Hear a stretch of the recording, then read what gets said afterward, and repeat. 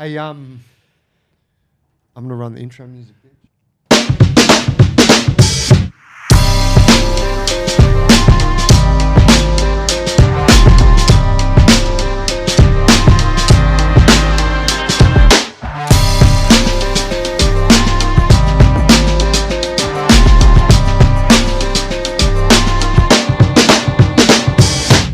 What did you think of my live mix of the intro track? DJ Joey. Yeah, you didn't know you were in for a set, did you? Not at all, bros. Where'd you pick that up from? You know, bro, I've been in a few gigs in my time. Yeah, right. Eh? What was your DJ name? No, I was never the DJ. DJ. Yeah, I never played it. DJ. That's the organic nature of the show here. Just slide in with that tune. Yeah, and then, kick off the intro piece. Mate, thanks for coming here. No worries. Tell me again, I know you've told me this story, but where does Choc come from?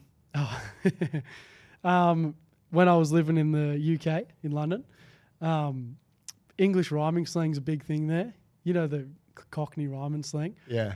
And anyway, at the pub one night, me and my brother and my English mate were just chatting away. And I was like, what's our name if it was English Cockney rhyming slang? And he just went, Chook and Choc.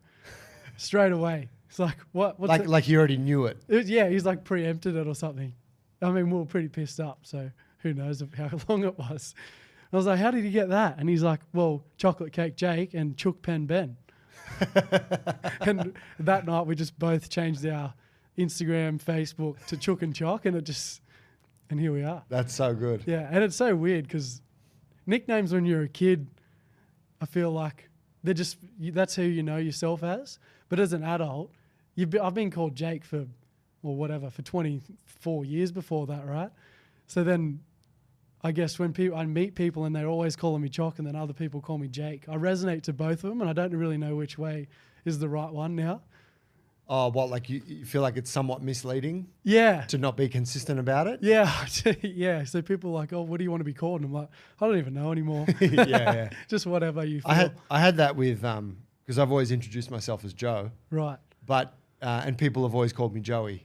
Yeah, right. And then it wasn't until we started the gym, then I, got onto social media and the name Joey I started to lead more with it. And then there was a point where I would introduce myself as Joey. But it became a bit awkward too because I never felt totally at ease with it. I always felt like I was characterizing myself or something. And then it gets even more awkward when like all of your documents and stuff say like Joseph. And so I've almost pulled back from a little bit, but I think I know what you're getting at with that. Yeah, for sure. That's interesting. Hey, it's like you're not fully adopted the new name yet. Yeah. I put a post up the other day and it was like a certificate. Jacob Norton has completed such and such. And I had a few replies like, yeah, well, the real That's, yeah, right on. So a few people wrote in like, who the hell is Jacob? Like, I don't even know anymore either. Yeah, bro. I've forgotten about it. Did you do, was that like classic young bloke Aussie trip, England? Yeah, it was tradie work, heaps of beers. Yeah, lots of beers. Yeah. There was a different life. Yeah, I did the two-year visa thing. I guess what started it for me when I was younger, my dad did it when he was younger. So I was like, oh, I've got to do that too. It's just written in the program already. Yeah. And then my brother went and I was like, oh, I'm going as soon as I finish my TAFE at the time. And it was just all about traveling and drinking and meeting people. It's completely different to what I'm doing now. Of course. But the training started then. That's when the martial arts came into it. I started training martial arts with a professional fighter over there. He used to fight in Bellator. Bellator? Is that the one? Yeah. Yep. And he just took me under his wing and just trained me for free, basically, twice a week. I don't know. He was a legend. He just I guess he was a bit older and he might have saw me as he's like what do you call it? Like a protege. Protege, yeah. Yeah. So he just trained me and then I trained at the martial arts gym. Was very much a 10th Planet jiu-jitsu and then Muay Thai and kickboxing and everything like that with some martial arts, MMA and stuff. You would dabble in all of that? Yeah, not the Muay Thai, but the other stuff, yeah. Yeah, right. That was pretty jiu-jitsu heavy? Yeah, there was pretty much. Yeah. Maybe you just wanted to wrestle, yeah. Yeah, he might have hands on you, He bro. did like to cuddle. Don't we all? Yeah, of course. That's why we do it, isn't it? We'll have a smelly armpit in the face. But yeah, it was so funny. going into it, I was like, oh yeah, I can fight a bit. And then like, no way. I'm so glad I didn't ever get into a fight before I started martial arts. Hey, really humbling. But I could never like hit my friend as well. He was, for months, he'd be like, hit me. And I just couldn't bring myself to actually hit him. Yeah. It's so strange. Hey, have you had that before as well? I haven't. I mean, I haven't done a lot of striking work where it's actually necessitated that. But I did, Paul and I did a sparring round years ago, and I fucking tried to knock his block off. I had no problem. That's funny. He probably deserved it, but. Nah, this video is just me trying to prove myself. There's video footage of it. You can watch it. He just weathers the storm, and then he just hits me with this short, I think it's a straight, just dank, and just I stay on my feet, but I'm partially out. You're only staying above your feet. Yeah, I do the double step kind of jerky leg thing. I'm good. Yeah, it's pretty wild, bro. Yeah, right. But yeah, so I don't know. I mean, yeah, but I get it. It's hard, right? Well, I guess like I've always played like team sports with rugby league, so you never hit your mate. Like you're playing with your friends. You're trying to bash the other team. Yeah. So when you're mates with someone and you're like asked to, he's like, hit me. I'm like, oh, but we're team members. Yeah, right. You know, how can I hit you? I need you to be good. Not that I'm going to knock him out or anything. So yeah, it was interesting. It took me a bit, and then from then I realized the closeness that combat sports brings you to your mate. Like even the people you roll with in jiu-jitsu, you just get so tight with them because I guess your most vulnerable positions. Highly intimate. Yeah. Like it really is in a non-romantic way. Yeah. It's as close as you can Maybe get. for you sometimes. Yeah, I'm fucking. It depends who you're rolling with. Yeah, but it's such a good sport to get into. Hey, so glad. Like I always wanted to do it growing up and young. We just couldn't because it wasn't there. I mean, I guess you do you feel like the benefits of, well, my thinking is that if you've played a sport like rugby league, you've already experienced a lot of the benefits of jiu-jitsu that the normal person gets because you've had this you've played a high contact sport, you know, where you're tackling people but most people haven't played a sport like that. Like I grew up playing soccer. Yeah. And so there's minimal contact, you know, like you can get hurt, but you're not like body on body stuff. So I felt like jiu-jitsu was like a real kind of, really unlocked that side of contact in a way, you know? Yeah, I know what you mean. Yeah, I don't think I've ever thought of it like that. Like for you to experience a wrestle with someone's like, holy shit, we're so close at the moment. Or like, I can really feel the strength of another person for the first time, perhaps. Yeah. Yeah. Yeah. Whereas I imagine, and this is why most league players or rugby players who come to try grappling, it's why they're usually half decent from the day one, is because they're very familiar with that. That body, just being in contact with the body. Hey? Yeah. Yeah. One thing I've noticed actually is people who haven't done a contact sport and then do jits, they get cauliflower ears straight away. Oh, yeah? You know, yeah, from like my own anecdotal view. Like I haven't got them yet, but people who are blue belts or even some white belts at the gym have just puffed up. I'm like, why'd that happen so quickly? You're just rubbing your ear in the dirt after training. How funny. Yeah. I don't know if you've noticed that at all. Well, I got mine within like 3 months. Did you? This one, yeah. Wow. Specifically because we were doing these fucking double leg takedowns where you had my head on the hip and my ear was like sitting on their bone, and then you would like take on their pelvis and you take them down, you just like hit it, and I just remember it blowing up. The other one took a bit more time, but yeah, that would make a bit of sense, right? Like their body's just not used to that sort of cumulative like minor physical trauma. Yeah, that hardness, hey? Yeah. It's like the dude rolling the pinball down his shin. Yeah. You know, just smacking and breaking it on his shin, or like the TIE fighter from Thailand kicking the bamboo. Yeah. The tree trunk. My bro and I used to do that. We used to roll a pin, a hardwood pin up and down our shin. Did you? Yeah, I couldn't ever handle it much, but we're You into would've had kung a fu. plastic one, eh? Yeah, yes. It was actually just a piece of paper rolled up. Fucking hurt. So, did you go? So you grew up in Young, which is it Central West? It's more just directly west, a little bit south from here. What's that region called though? Southwest. Southwest. Riverina. Riverina. Okay. Yeah. Wagga, Young, below Bathurst. Yeah. Okay. Below like Cowra. You probably wouldn't know any. Gundagai. Yep. That area. Okay. Yeah. you grew up there and you were there until what age? 22. Okay. And then moved to the UK. Yeah, right. And so was that a fucking flip? It felt like a dream for like 6 months. I didn't really know what was going on. Yeah. You're in London? Yes. So from young straight to London. Wow. Yeah, it was wild because barely ever took a train before, and your main mode of transport in London is the tube because they're so convenient. Yeah. And then I guess just the cars and the traffic around you all the time, like hobos on the street. Is that right? Can I say that these days? Yeah. Yeah. Homeless people on the It's street. all right, man. We'll exit out. Yeah, make me look good, eh? Yeah. But like my walk to work, there'd be 3 homeless people. Most of the time they'd be fucked up on some sort of drugs as well, which was like, at the time I was like really like, oh shit, I don't want to see that. That's crazy. Because you wouldn't see that in Young. Never. Yeah, there's like one homeless person there and he was there for ages. He was there for 30 years and he seemed fine. He had a good life, I think. Yeah. But these people were just off the rails. And then like even a few months in, there's lots of gang stuff in London. Yeah. Like older gangs will infiltrate schools and tell the kids to stab people, like you got to steal this car. You got to stab someone to get in the gang. And out the front of my tube station, there was a stabbing. A 17-year-old killed another 17-year-old kid. Dead set. Yeah.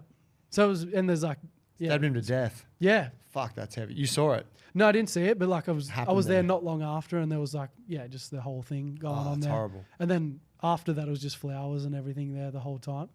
But yeah, just never saw anything like that. So it was really awakening. Yeah. And then the diversity, like that's where I started to really fall in love with like different cultures, because your main thing you go to London for is to travel.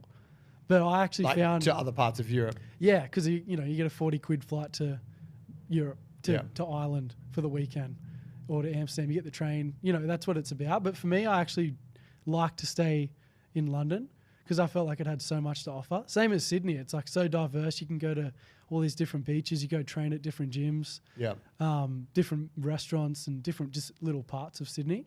London's like that, but like obviously it's 9 million people there or whatever it is. It's so much bigger, and the diversity's so cool. Like I guess training at that gym, 1 minute you're sparring a Russian dude, then the next minute you're sparring an Irish person to an English, like this, just different people from walks of life. So I feel like I was just learning a lot and growing a lot just in the UK. It's like, I don't want to go away for a weekend. I want to stay here. Yeah. Yeah, so I guess it just opened me up to all these different things that I hadn't seen before. Like it's white people and Aboriginal people in Young, Does it have a big Aboriginal population? Yeah. There's actually quite a big Lebanese population too. Oh, wow. Yeah. They've been there for a long time? Yeah. Like as in like early Lebanese Yeah. came over to kind of build the country?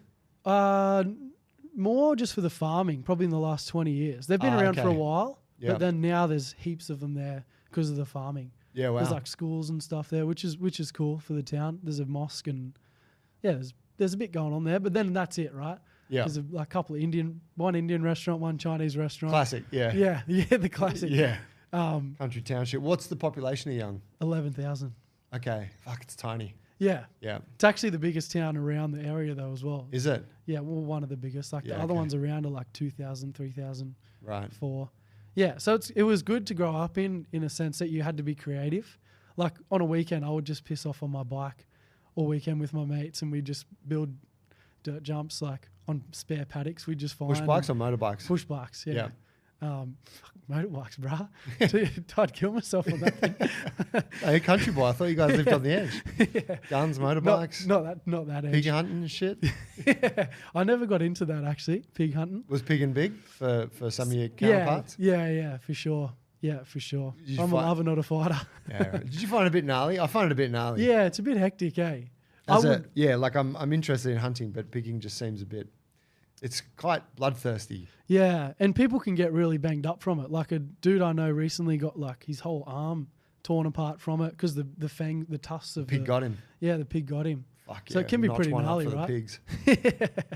one to 100 pigs way. Yeah, and it's just that like, yeah, it's funny, right? Like, it's just a comparison of like methodologies of killing another animal. And it's kind of ironic that I would feel this way because like I'm learning to shoot a rifle, which is clinical and you can be at a distance and you don't have to see the death of the animal. You know what like you don't have to plunge a knife into it. Yeah.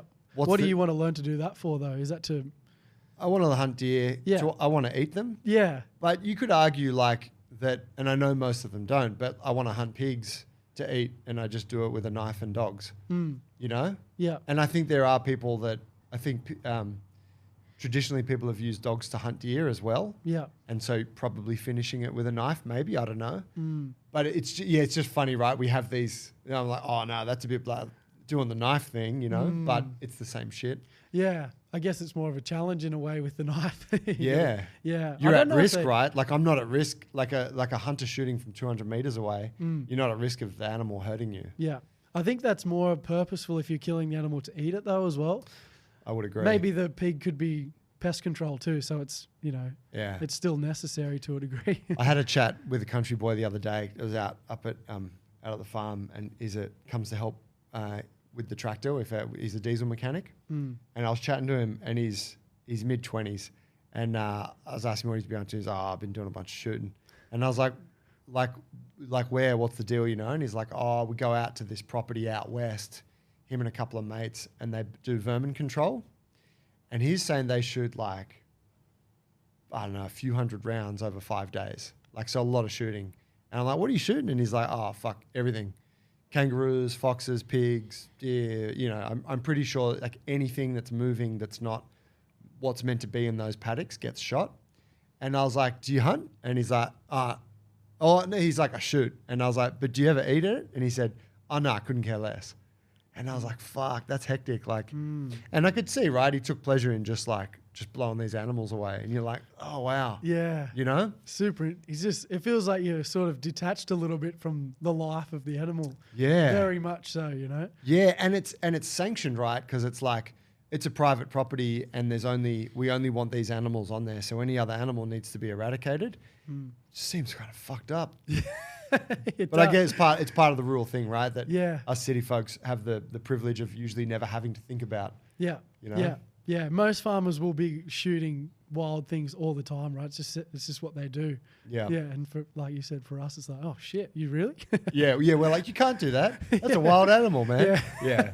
There was always a joke. Old blokes used to say it. It's like them city folk they think milk comes out of the carton rather than the cow. It's so true. Yeah. Yeah. You'd always hear the old codgers talking about it. Like, shut the fuck up, mate. You've never been there. Yeah, true.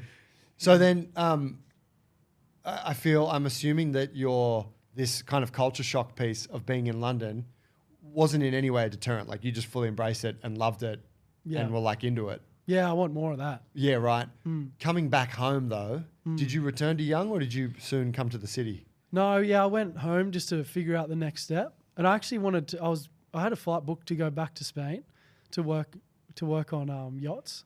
Oh wow. Yeah, that was my trajectory. And there was a couple other Which things city I in was Spain is the yacht scene? Well, I had it booked to Barcelona, which there's yachts there, and then I was Palma Mallorca's the other one. Right on. Yeah, any of those ones. There's other ones as well, but they're the main popular ones. So I was going back there, and then COVID hit. Yeah. So it threw a massive spanner in the works because that's when I was like, oh, where's hot and sunny? So then Sunny Coast came up. I had a mate I was talking to at Christmas time that year, and he was like, oh, if you don't go to Spain, come move up with me. So I ended up ringing him, and he's, yep, cool. And then I got a job. I was still plumbing at that time. Got a job and moved up to the Sunny Coast. Did you pick up your plumbing trade in UK or in Australia prior? Yeah, in Young. Yeah. Sick. And then Sunny Coast, I was still doing it for 6 months, and then that was when I was really heavily into jiu-jitsu and all that. That journey had begun. Yep. And I was like, this shit's not for me. I was going to work, getting mad anxiety. I'd never had anxiety up until you have it, right? Yeah. And I was like, fuck's going on here? I can't breathe. And I was on a building site and just around people who just didn't give a fuck about anything really. Yeah. They're just talking about the same shit. And then everything had to be done yesterday, and you're like, what's the point of this shit? I'm just working for this guy to make this guy money so he can it just felt really purposeful for me. And I just lost it one day, and I was breathing in the room, almost laughing a little bit, fuck, what's going on here? I can't breathe. Should I call the doctor? But The country boy's heart rate has gone up above 80 for the first time. What's happening? Yeah. Is there a snake? No. Yeah. And then I guess like that led me to seeing this, one of my mentors who was like a therapist at the time. And he's like, mate, you got to get out of this shit. What are you doing? You should be helping people. Because I was already like doing my Cert 3 and 4, studying Chek stuff. I was already like into it. Just wasn't putting myself into it physically. You know what I mean? Yeah. Yeah. When did you get into the Chek stuff? Well, I guess I started studying it in that time. I did HLC1, the holistic lifestyle coaching part of it first. In that same year, I was doing my Cert 3, which was like 2020. Okay. Yeah. And what drew you to Chek? Well, before that, so during my time in London, I was already listening to his podcast. Oh, yeah. And I just got past, I was listening to another one called Mind Pump. Do you remember that one? Yeah, I remember like that three name. American dudes, and they just like talk smack the whole time. Okay. Really good to listen to, just easy, you know. Yeah. And they brought him on. They had him on a few times, and then Kyle Kingsbury's one, Aubrey Marcus's at the time, and they were just like this circle of, they were all doing podcasts together. And I guess like at the start, listening to Chek's stuff, I was a bit like, because he's so sure of himself. Yeah. You know, and I was a bit like, this guy's full of shit. He's so sure of himself. But then you're like drawn back to it all of a sudden. You're like, oh, what was he talking about actually? I'll keep going there. Yeah. And then I guess just diving into more of his stuff and learning more, I guess it just made sense in a way to look after all the different things he was talking about, you know, like that physiological load aspect where everything is affecting everything in the body. It's not like your work stress is limited to your work stress. Like you come home, it's still in your mind or in your body somewhere. Yeah. And I was like, never heard that before. And then I was starting to put my life together and like because I was trying to better my training at the time, like figuring out, oh shit, I should be sleeping better to make myself recover better from training. Oh, how much work am I doing? You know, like just putting all the things together, and it was helping me so much. I was like, oh, he's onto something. I was just really drawn to keep going through it. Basically. Can you explain Chek in like one sentence for those that aren't familiar with him? I'll give you 2 sentences. I was looking for 2 words.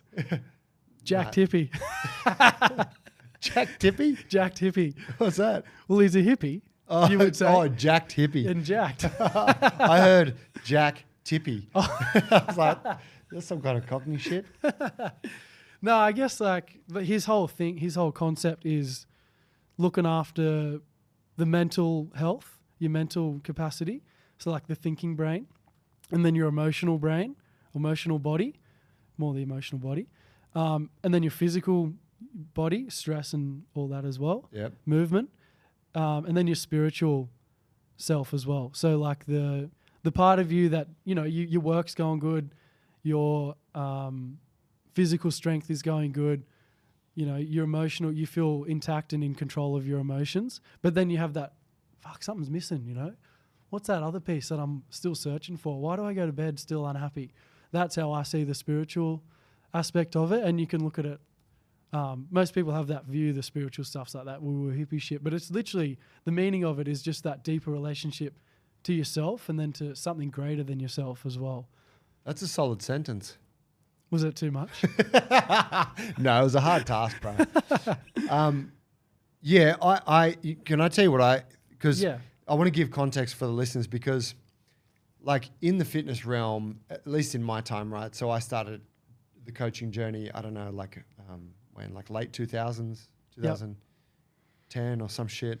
And there were some sort of key players in the game at that time. Now, most of those key players are sort of exiting the scene now-ish, but you know, people like Ido Portal, people like Pavel Tsatsouline, people like Steve Cotter, who just died actually a few days ago, rest in peace. And Paul Chek was one of those, and they were kind of like the fitness gurus of 10 years ago, right? And they're from a time before social media existed. They didn't have big Instagram accounts. They were going around the world doing seminars, teaching people, building a body of students, building a body of work. That was their thing, having influence in a traditional way. And they probably got left a little bit behind with the introduction of social media, I would say. Yeah. But Chek and stuff is still, like, he's still managed to have a presence there and whatnot. But in any case, what I see Chek's kind of unique thing as he combines almost the best of East and West. He goes like strength matters and science-driven stuff matters, like per the Western methodology, heavy barbells, like all that shit matters. And it's also important to be mindful of where your energy's going and managing your stress and this physiological stuff. And he has that Eastern philosophical esotericness to him. Whereas most fitness tends to fall in one or the other, right? You've got Western medicine, you've got fucking Chinese medicine or Ayurvedic medicine. And they're both very different. Whereas he kind of, I feel like he's a bit sort of in the middle. Yeah. And I've always liked, I've never studied Chek, but I've always respected him and his work because all of the Chek practitioners I've known have had a lot of integrity. And even though I might not have agreed with them on absolutely everything, I'm like, I fully respect like this person's approach. And so I think his qualifications really are of quite a high status within the fitness industry. In an industry that is relatively like low bar to entry. Yeah, you know? for sure. It's an interesting scope, isn't it? Because most, like you said, the niche thing, we're even talking about it just before, like how much easier it is just to have a niche and just focus on one thing and build from that. Whereas he's somehow got all the aspects and made it into one, and it's somehow working as well. Yeah, but in that way, he's carved out his own niche, right? Yeah. You know, like, yeah. I mean, he's a jacked hippie, like you said. Like you don't see people talking about breath and energy and making the stacks of rocks and also carrying like copious amounts of muscle mass.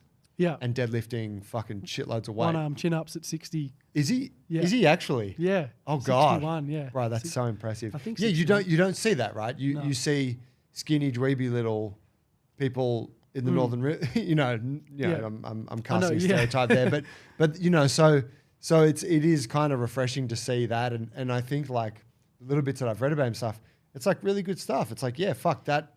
All of that lifestyle stuff has an effect on all of the stuff you're trying to do in the gym and vice versa. Yeah. These things are not separated, kind of like you said, regarding the work stress and other facets of stress. Just that all-encompassing aspect, eh? Yeah.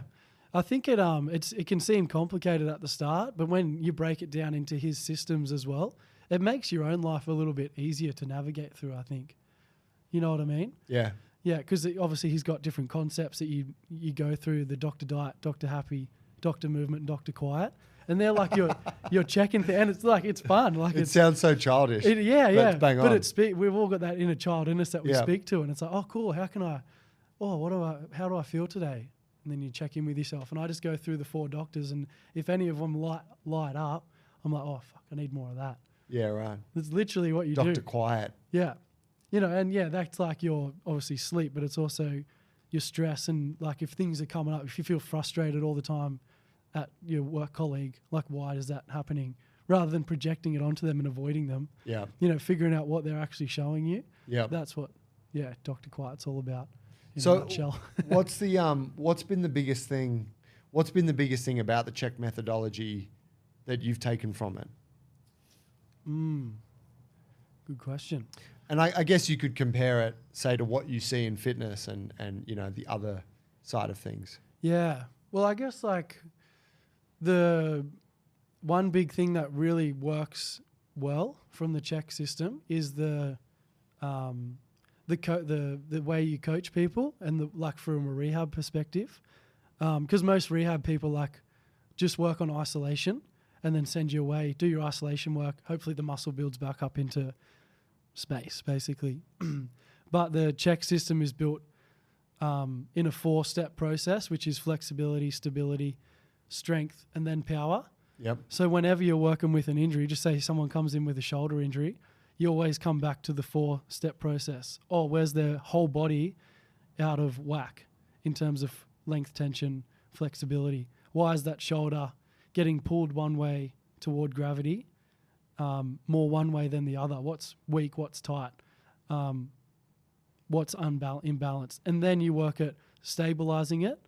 So get it in order due to gravity, stabilize it in that new position with the whole body in mind, rather than just for a shoulder issue, you're doing a external rotation, which doesn't incorporate the whole body. Yep. So you stabilize and then you strengthen it. So that's where the barbell basically comes back into it. The load, external load comes in, and then you would finally bring in the power. But what do you see in most practices? It's like isolation straight to power. Yeah, isolation. Then you can go back to whatever chaotic shit you're doing. Yeah, and you haven't taken into consideration that where am I getting pulled in my life, muscle tension wise, also relates to where are you getting pulled in your life away from what you need to be doing psychologically. Where are you people pleasing too many times in your life when you're doing something for others when you need to be working on yourself, and then stabilizing that new frame of mind as well. Okay, so that framework applies to not just the physical body but also right. Yeah, I think so. Internal. That's how I've perceived it for sure. Yeah. Because it makes sense, right? Like, why is that length tension out of whack? What are you doing psychologically at work that's messing you up this way? Like, you're sitting all day. What's going on there? Why are you doing that?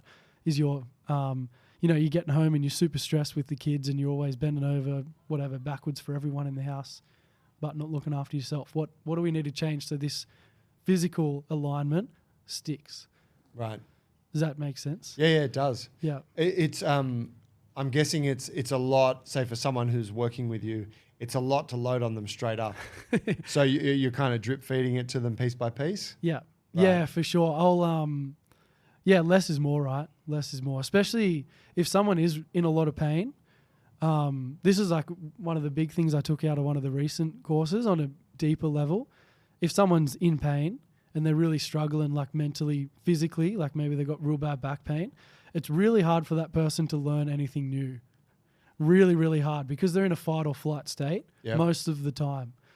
Because you imagine you walk around back pain, you get, that little tweak. It's like, oh shit, I've got to be really cautious now.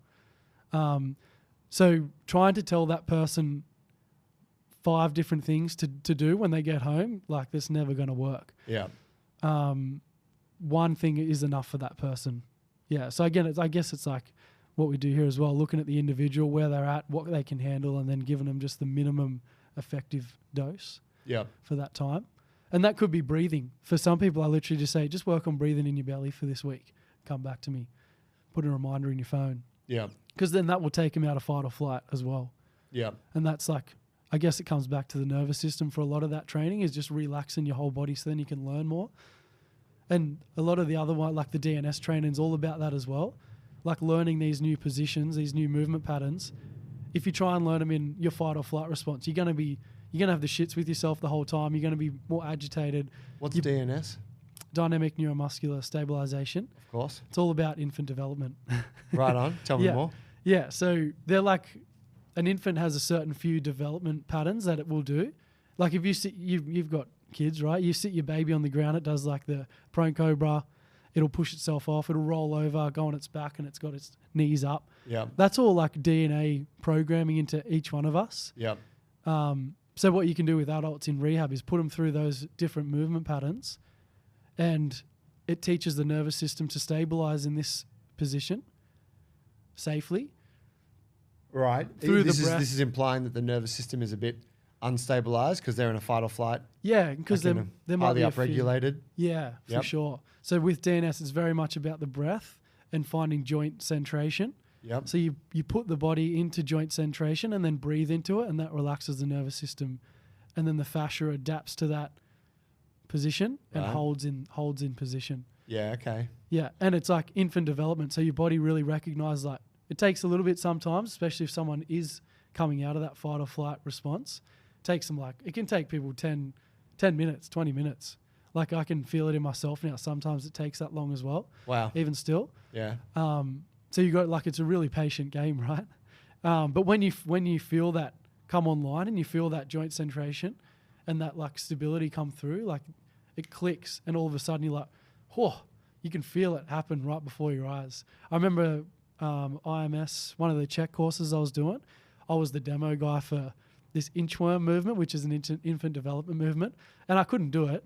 Like it's this one where you roll on your back and you crawl backwards, and it's like what an infant does at 3 to 4 months on its back. Yeah. You're probably thinking about it now. Yeah. You're like literally crawling on its back. Smudging their way along the floor, yeah. Yeah. But if your space where you raise your child isn't soft floors, it's like hardwood floor, the baby won't do it. Yeah. Because it hurts. Yeah. So then it can cause other issues later on in life, like lower back pain or neck pain from that neck not being strengthened through this movement.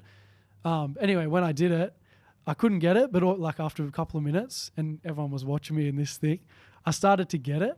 And all of a sudden I just felt this huge rush of energy run through me and like nearly tears coming out of my eyes from it.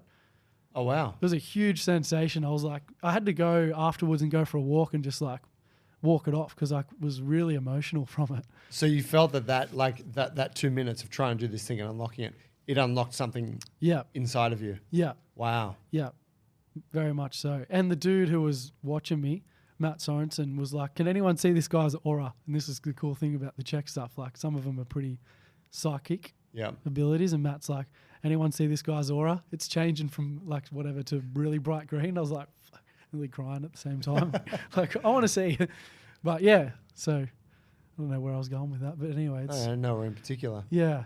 It's really cool. That's pretty cool. And so what I noticed then with Chek practitioners, you do see some that lean harder on that kind of more esoteric side of it. And then others that are more clinical about things. Yeah, for sure. And I think that's kind of cool, right? Yeah. You make a niche out, like you said, the niche out of the niche sort of thing.